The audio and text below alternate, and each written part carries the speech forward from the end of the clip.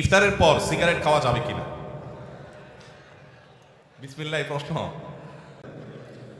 ইফতারের পর ধূমপান করা গুনাহ, কারণ যেটা মানুষের স্বাস্থ্যের জন্য ক্ষতিকর এবং নিশ্চিত ক্ষতিকর, যেটা মানুষের জন্য বিষের মতো ক্ষতিকর, ধ্বংসের দিকে মানুষকে নিয়ে যায় এবং যেটার ক্ষতি ছাড়া কোনো উপকারিতা আপাত দৃষ্টিতে নাই, সেই জিনিসটা মানুষের জন্য হালাল হয় না, সেটা মানুষের জন্য খাওয়া জায়েজ হয় না। ধূমপানটা সেরকম একটা বিষয়। অতএব আপনি ইফতারের আগ পর্যন্ত তো করবেনই না, কারণ আপনি রোজাদার, সেই হিসাবে হালাল জিনিসও খেতে পারবেন না। কিন্তু ইফতারের পর যদি কেউ ঘুষ খায়, ইফতারের পর যদি কেউ কুকুরের গোশত শুকুরের গোশত খায়, সেটা যেরকম ইফতারের পরে খাইছে দেখে হালাল হবে না, ধূমপানটাও ইফতারের পরে করছে দেখে হালাল হবে না। কথাকে বুঝাতে পারছি?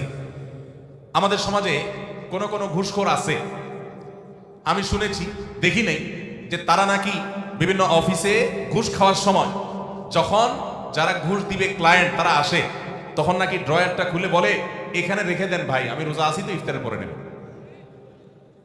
এরকম শুনছি আমি, আল্লাহ জানে এরকম আসলে আদতে আছে কিনা, বাস্তবে আছে কিনা।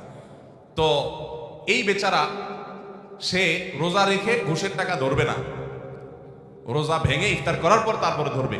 তার মানে সে মনে করে রোজা রাখা অবস্থায় করলে রোজার অসম্মান হবে, তো রোজা রাখার পরে ইফতার করার পর যে করবেন তাতে আল্লাহর নির্দেশ লঙ্ঘন হবে না? রোজা মানে তো বিরত থাকা, সিয়াম মানে বিরত থাকা, তার মানে হারাম থেকে বেঁচে থাকার ট্রেনিং আমি নিচ্ছি এখান থেকে, সেটা আমার আমল করতে হবে সারা জীবন পর। অতএব যারা রোজা রেখে ধূমপান করছেন না, তারা ইফতারের পরেও ধূমপান করবেন না। আল্লাহ আমাদের ভাইদেরকে বেঁচে থাকার তৌফিক দান করুন। যদি কোনো কারণে শয়তানের প্ররোচনায় পরিচিত আপনি করেই ফেলেন, তো আপনি প্রতিজ্ঞা করবেন আস্তে আস্তে সেখান থেকে বের হয়ে আসা।